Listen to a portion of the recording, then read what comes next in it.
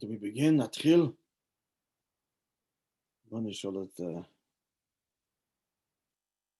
Yeah, I think we should begin. Just make sure. You hear me? Someone just nod with the head if you hear me. Yeah? Yes? I can't see. Yeah? Okay, good.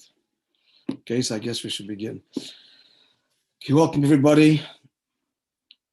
Shalom Aleichem, Baruchim Haboyim. So we're up to Ois. Hey.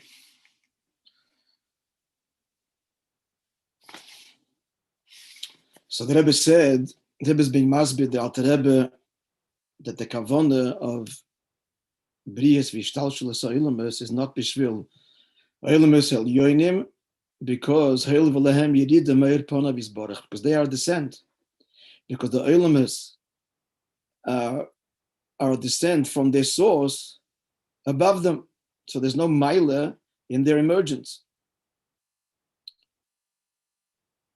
But however, so the Eibishter didn't create the holy Shtalshlus because of maila. Even the highest world is a Yerida. Now, but then the Eibishter wants Adarabah. The Kavana is a Tachten and Dirbe Tachtoinim. And the higher serves the lower, not the other way around. And the Rebbe must be further how we see, we can understand Al Piseichel, Kevayochel, that Atzmos is only invested in a direct way in Bria Yesh Ma'ayin. First of all, he said that it can't be said that Atzmos the Eibishter would embark on something that is not him, that is not expressive of his truth. And the Elam Yisraelim do not, because they are Yerida, Meir Pana Bizbarach. So then it must be Elam Hazeh. Moreover, in Elam Hazeh, as explained yesterday in the Shia, the previous Ois, so Dafkin Elam Hazeh, we see the Koyach Atzmus, and the Kitzer, the Nekuda is, because it's Dafkin in this world where we have this hergish, this sense of Mitziyusim Atzmusa. We walk around here in this world with an absolute, the hergish, the feeling is absolute independence, self-containment, intrinsic reality. How is this possible?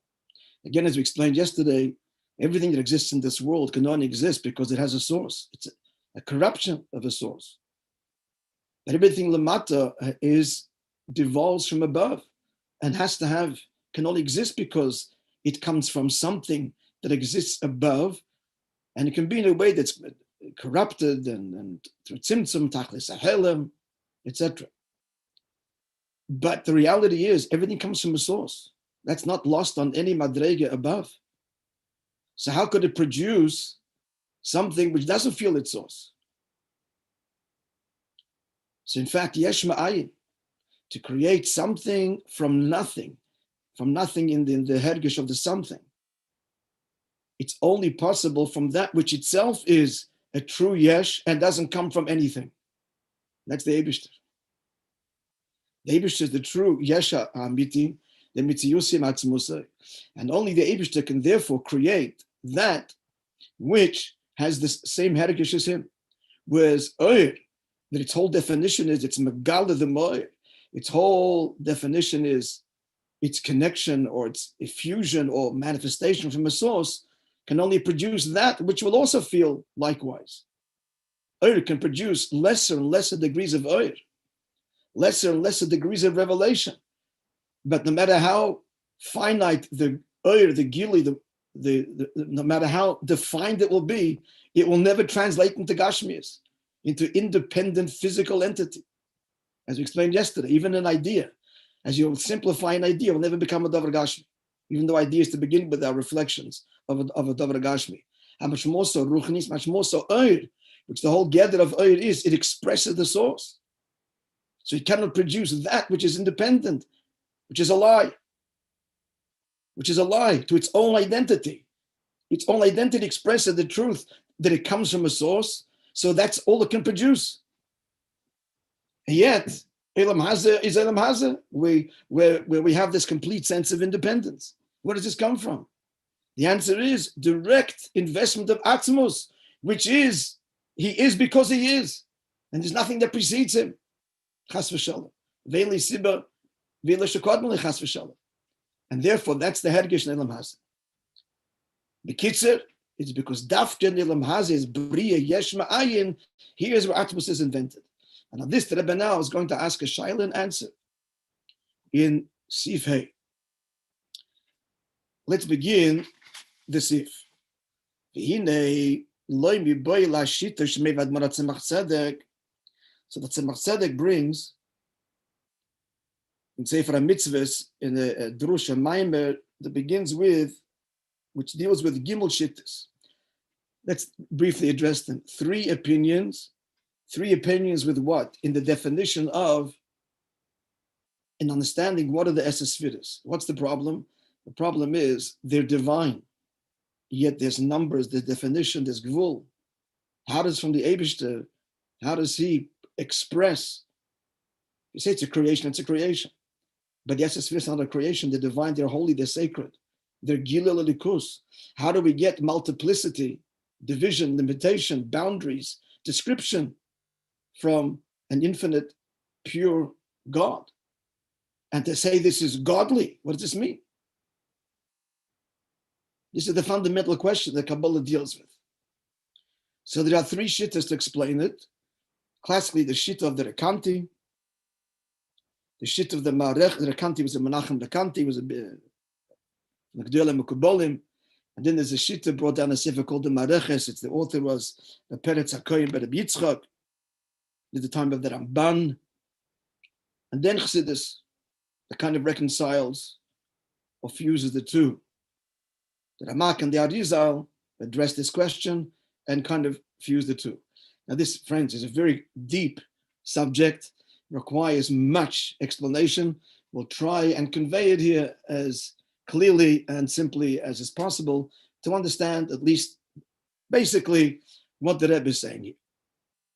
So what are the shittas? The shitta of the Rekanti is that the Esesfiras are kind of a creation. Like a vessel created by an artisan. And it's through this that he created the world.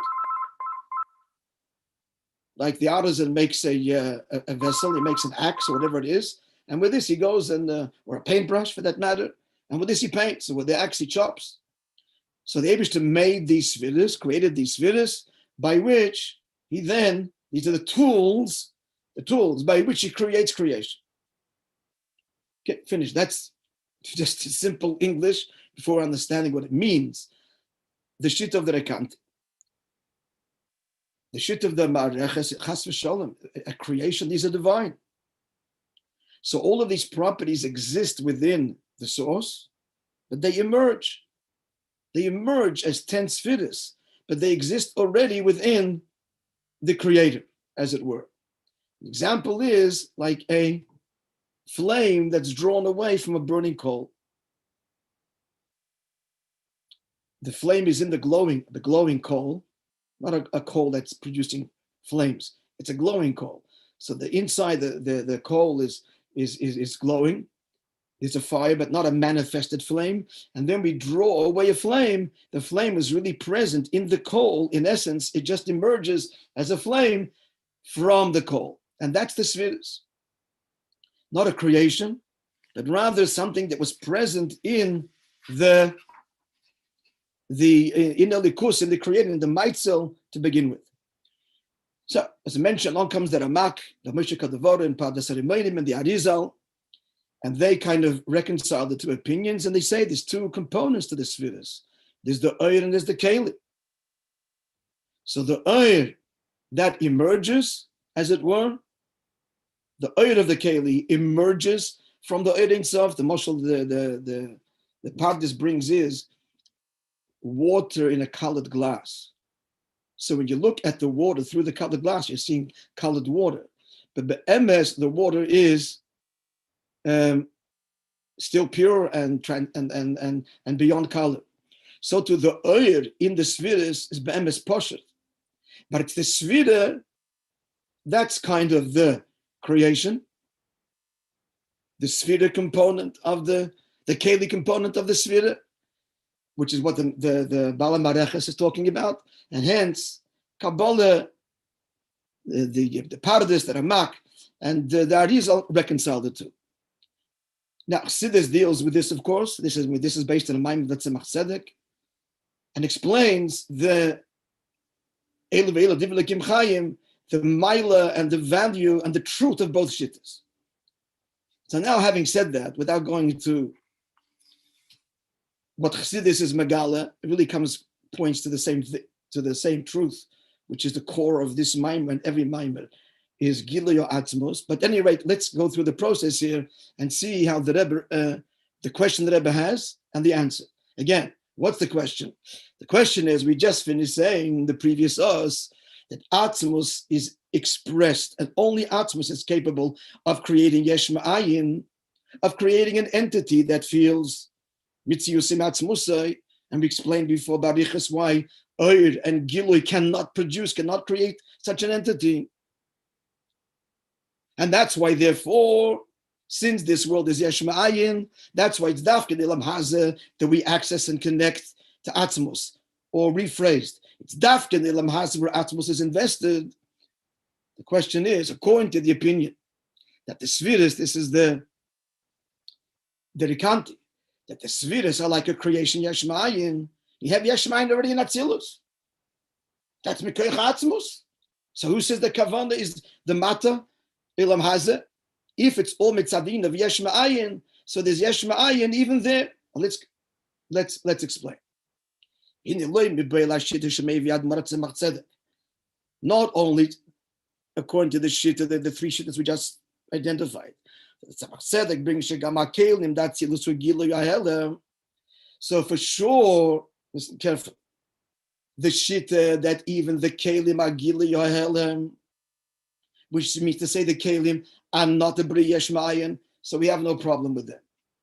Because that's not where, that's Yeridah made part of his Balach, made part of his Barach.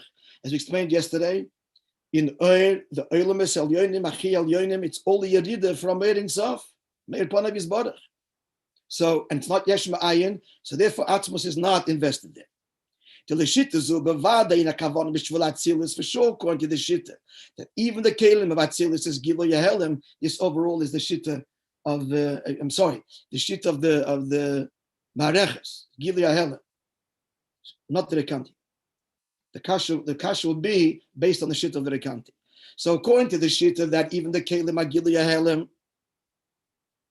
so for sure, we can't say the Kavon is Atzilus, which is Oilama Elyon, that's even the Kelim are also a union of Gilui, it's not a B'riya Yesh Ma'ayin, so it's a Gilui, so it's a compromise Gilui, it's less than the Gilui of the Eir itself.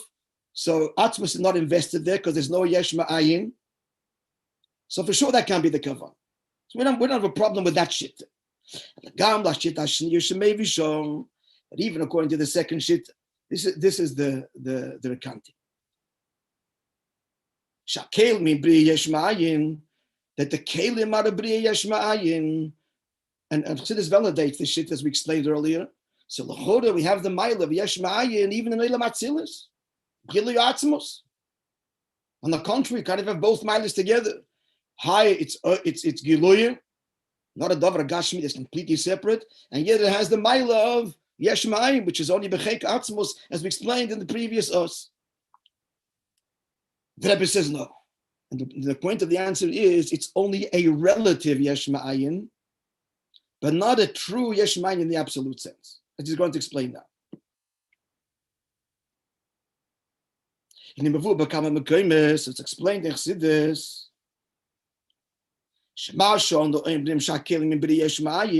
That which we say, that the Kelim of Atzilus, that's B'riya Yesh Ma'ayin, that's the reconciliation. Chassidus reconciles in both shittas. At any rate, Eina Kavana Yesh Ma'ayin Mamish. We don't mean Yesh Ma'ayin something from nothing Mamish, like the creation of Gashmi Yisraelim itself. What is it? When you compare to the Oir of the Sviris, which emerges in a direct way, one Gilui produces another Gilui, a lesser Gilui, the radical emergence of the Kelim compared to the fluid emergence of the Oir is Yesh Ma'ayin. As you'll explain in a moment with greater detail, I just want to give the outline. And the conclusion will be, therefore, it's not the emes achidush of Yesh Ma'ayin, which is only true of Gashmi, so Ilam Ilm Azar Gashmi. Now, he's masbid now that the Kalim emerge not in this fluid direct way, like light. The Kalim, the oil of the Esses Svidus, the oil of Atzilus, emerges in a direct fluid way. Right? There's a tzimtzum, there's a bit of helem, but still oil, diminished, but still oil from the oil itself, relatively speaking. Not so the Kalim. Where do the Kalim come from? Where did the Kalim come from? We'll explain this in a minute. Just use the word the Rishima, which means literally the trace. The Kitzur, very briefly, without going to all Arichas again, this is very deep. It needs a lot of elaboration. The Kitzur, the Nakuda is like this. Kabbalah explains, based on the Eitz Chaim says, how did the whole process of creation happen? In the beginning, the Eir itself was when filled all place. Now, what does it mean? Filled all mean there is place and filled it. There's 1,000 kashas on every word, which we can't explain. We just have to get the general idea. So first was the Eir itself that filled all place. Then Silik is Eir Agoda Latzad, this what's referred to in Kabbalah as the Tzimtzum Arishan. They wish to remove Kivayochel in terms of revelation, completely leaving a Mokim Acholol, a vacuum. And then afterwards, they wish to project it into this vacuum, the kav, a line, a graded beam, as it were, of godliness. Explains to this, that this removal, first of all, obviously God, it's not Tzimtzum Kipshuta, as others understood, that God literally, it actually foreshit this in the Tzimtzum, without going into this now. Where the Tzimtzum is in the Eibush to Mamish, or in the Oir. And in these two, it's Kipshuta or only from our perspective. Without going to the Forshittas, explained at length in the Kotesichis and Rabbi's memory. Akoponim, let's just get back to the point here to get the flow of things. Technical, the geography of Olikus a little bit. So the Eibishter removes this Oir, says Chassidus, yeah, but his presence isn't removed. And what's left is the trace, a reshimo of the original Gilui. Let's put this into the following language to have some kind of havana. Atzmos, the Eibishter himself, is higher completely than the gather of Oir of revelation altogether. Oir, when you say Oir, even Oir himself, you're already acknowledging otherness on some degree, revealed somewhere, if not actually, but in potential, in Yechelis, whatever darga you speak, when you're speaking about Oir, you're already acknowledging otherness. And the emes says there is no otherness. The Eibush is the only existence, the only reality. Good. The Eibush is Kel Yochel, and he chose and decided to give rise to first the notion of otherness and then actual otherness, all the way down to our Ilam Hazeh, where we feel completely independent. So the Gabi, the Eibush, for sure, Bligvul and Gvul, Oir, all together. Revelation is a decision. It's not Mukhrich. The Eibush is not a Moir, a luminary. He gives rise, he descends on the place to become a luminary, and from there, Oir. But it's all part of his decision, which there's no reason for it, that Nisava, he wanted a Dir B'Tachtonim. So the process works like this. In order to create a Dir B'Tachtonim, he has to create a hierarchy. Again, why? There's no reason why. This is his choice. There's no reason why God exists. He is. His desire for Dir B'Tachtonim, he chose. He chose because he chose. So to create Tachtonim, there has to be a whole process. And what's the whole process? The process has to give rise to, from the perspective of everything which exists in this whole hierarchy, the perspective that big is big and small is small, and there's close and there's far. So God first manifests the Eir Ein Sof. What's dominant there in this infinite light? Eir Abligable, infinite light. Now the truth is that infinite and finite for God is equal. But in order to create a whole Hishtalshalis, at the end of which are you and I and Elam Hazeh, he has to create the virtue of greatness, of infinite, over the limitations of finite. So what is dominant lechatchila in the Oir? It's infinite, bligvul. Then in stage 2, God, the Eibishter expresses his koyach hagvul, the power of finite.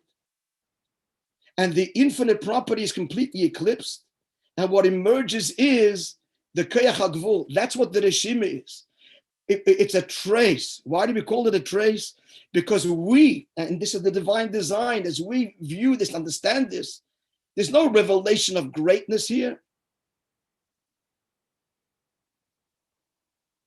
We're seeing concealment.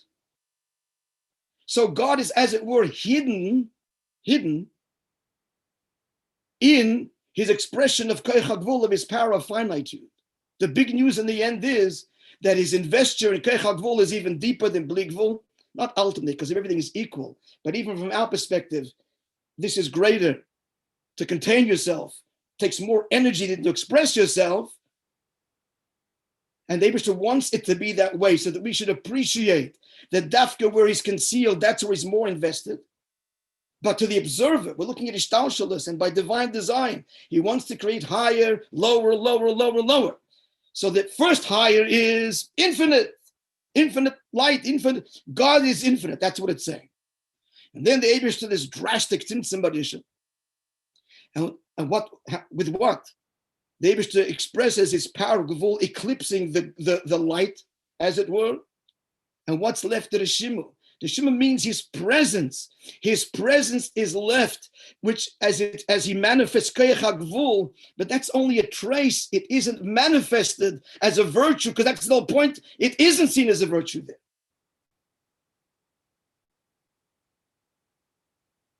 That's why the heavens protesting constantly about God's preoccupation with our world. That's why the Malachim protested by Matan Torah and Yutas Kislev, another protest, and the protest continues. Maybe hopefully it's all over already. That now, Basi, Legani, we're ready for Gilui Atzmas Lamata. But the Eibishter has created this whole system in such a way that virtue is seen in revelation, and concealment and limitation is the opposite of virtue. It's a chsaron, but so it appears. But at the end, it turns out, it's all him. And on the contrary, as we discover him, we realize he's more invested where he's limited than where he's revealed.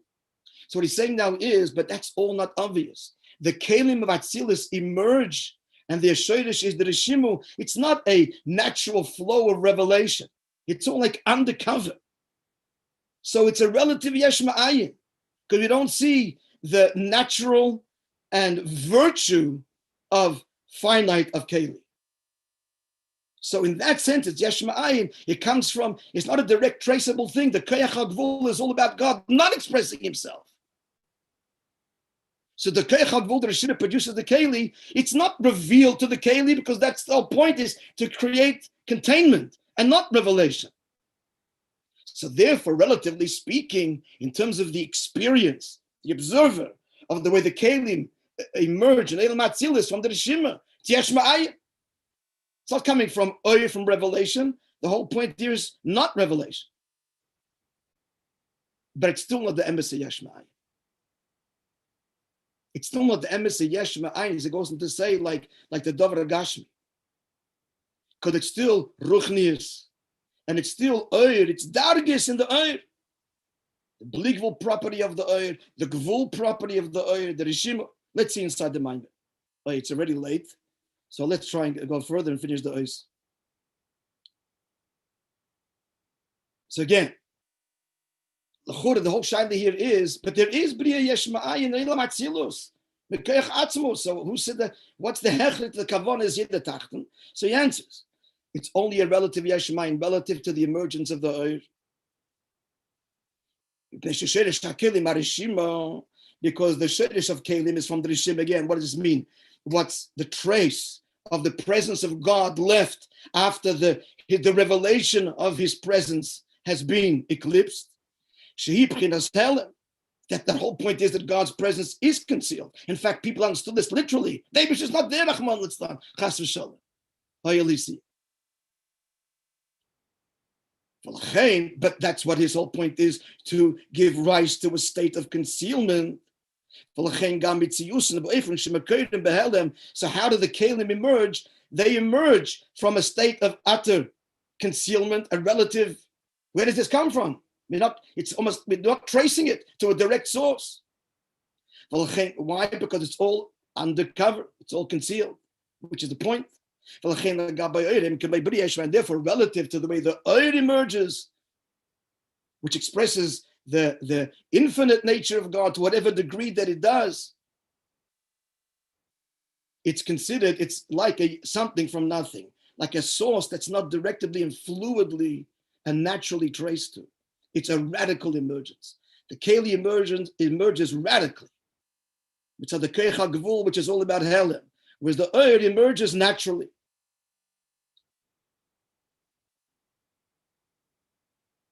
So Lagabi the Oyer, it's Eshmayin. Lagabi Harishima Gilui Helen. But if you compared to the Rishima, all it is revealing the Keich HaGvul. So much so, here we have Esasvidus. It's revealing, it's an expression of the Keich HaGvul, the power of finitude, which is what the Rishima is. So it's not Yesh Ma'ayin, it's also Gilui Helen. And if it's Gilui Helen, it's a Yerida Me'ipon of his body. Because the Eibush Atzmos is beyond Gvul and Bli Gvul. In Kimuv and the Eina Kavon. So conclusion is, the Rebbe is like, overcoming every obstacle that could be to the Kavon that it's Dirbe Tachtoinim. The Rebbe is Mamshich and Megalde the Inyan here. In Kimuv and the Eina Kavon is, so therefore we cannot say that the kavana of creation is Elam Esel Yoinim. It's dafke in this world. What is kafi in Yisapche? Iskafi is dealing with the Gashmias. Iskafia means self-control, resisting, and then the Nefesh Bahamis, Yitzhahara, the lure of Gashmias, Yisapche, transforming it. Because Atzmos is invested in the Gashmius. So by engaging it in the way the Eibishter wants, that's how we connect him and reveal him. Noch a shaila. That was one shaila that Rebbe addressed and has answered. Another shaila. See what's going on here, friends. This is the foundational maimed of Deir Hashvi'i, where the Rebbe is establishing Al Pi Torah and he's mamshich even Al Pi Seichel. That Seichel should understand and be masking, because that's what Dirab Tachtoinim is. That even Seichel it entertains and is a host to the truth, the deepest truth of the Eibishter himself. So the Rebbe is overcoming every obstacle to that in Seichel to bring it down. This is Dirab Tachtoinim, and that's our mandate, to reveal this in the world through the whole avodah of making this world a mishkan le'yizborach. So another shayla. Maybe we'll continue tomorrow. We'll start the shayla.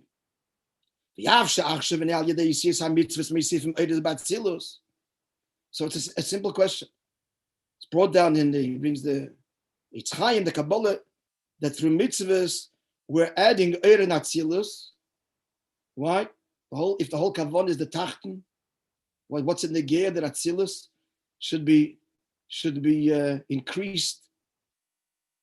What's it again? We're saying now that the whole kavana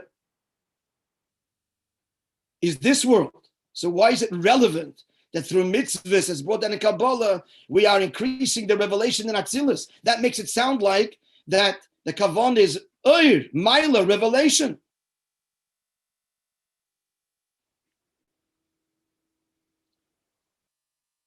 In Yazem, by Admod Marash, so many the answer of Rebbe Marash, Rebbe quoting from all the Rebbeim, and we're going to revisit this tomorrow with greater depth. We just go a bit further here.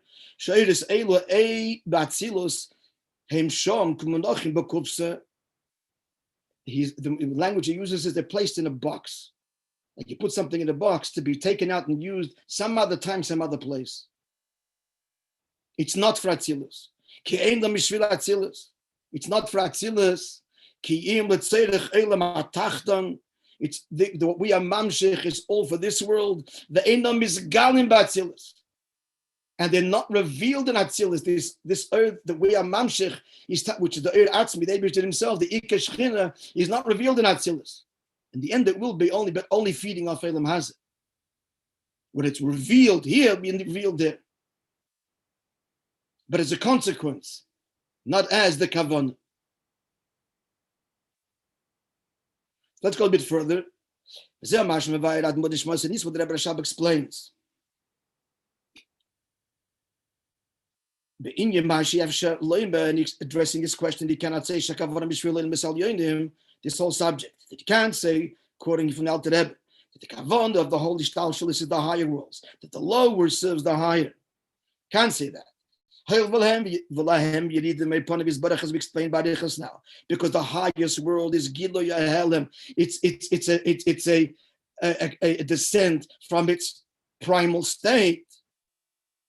So said the Rebbe Rashab, Shapirish Bazehu, the Olam is Elyonim in Yonam Giluyim, the highest worlds are only revelation.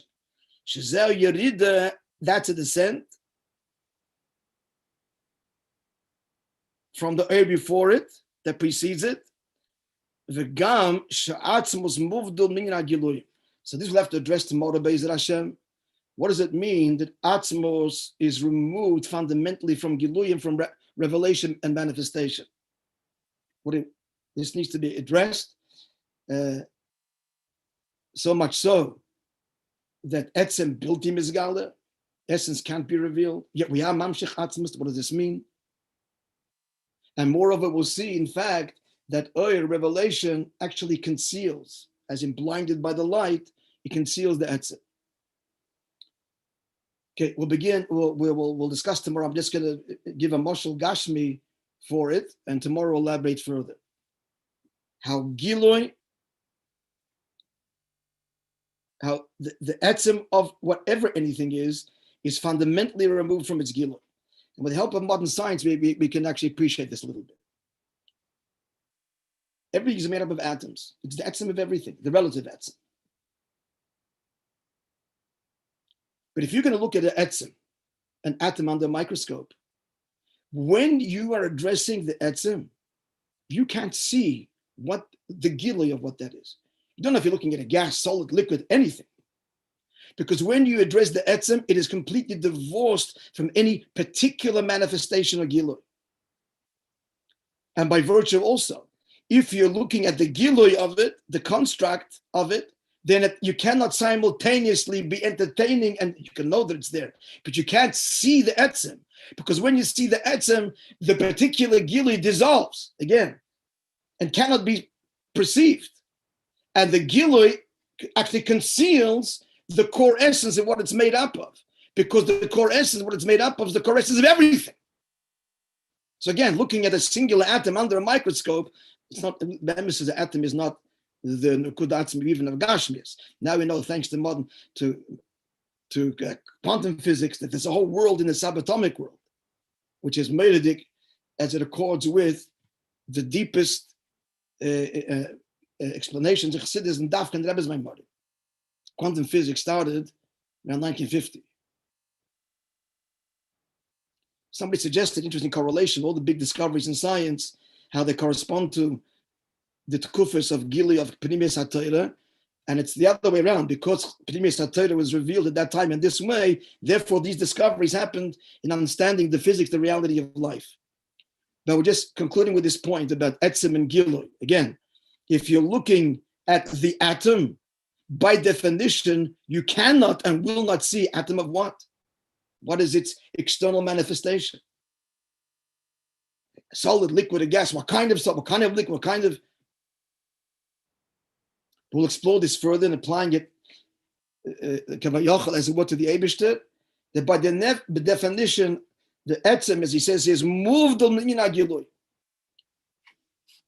So this is the word from the Rebbe Rashab. The Rebbe is expanding upon it, which we will, Beit Hashem, it's a few shudas. We'll continue tomorrow and continue Eis Vav,